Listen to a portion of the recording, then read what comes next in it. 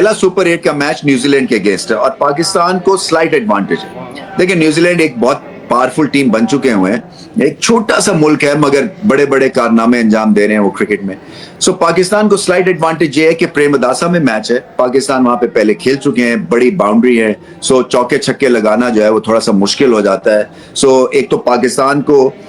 Singles,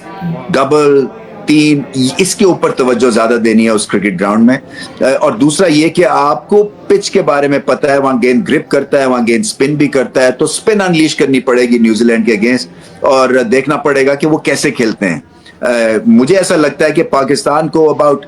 60-40 advantage है before the game. वो तो अलग बात है कि ऑन द डे क्या होता है, बट अगर सलमान अली आगा ने कप्तानी ठीक की और उस्मान तारिक पे भरोसा किया एज एन अटैकिंग ऑप्शन, ना कि डिफेंसिव के एंड में मार पड़ी तो उनको लगा दिया और अगर स्कोर 180 से 170 हो गया तो फिर भी पाकिस्तान के लिए मुश्किल हो जाएगा अगर 10 रन भी ये बचा लेते हैं उस्मान तारिक एंड में, क्योंकि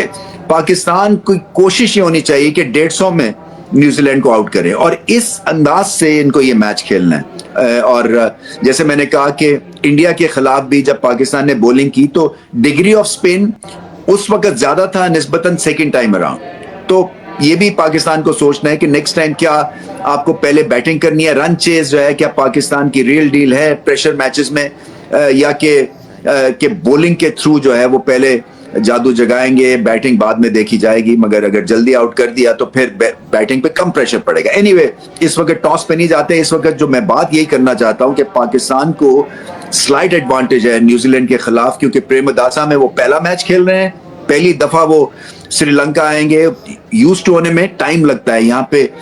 हवा के झक्कड़ चलते हैं, यहाँ पे कभी बादल होते हैं, कभी स्कॉर्चिंग हीट होती है, ह्यूमिडिटी 70-80% होती है, आसान नहीं है अगर आप पहले यहाँ पे खेले नहीं है सरवाइव करना। सो पाकिस्तान को एडवांटेज ये है कि कंडीशन से भी उनको वाकफियत है और खेले भी पहले।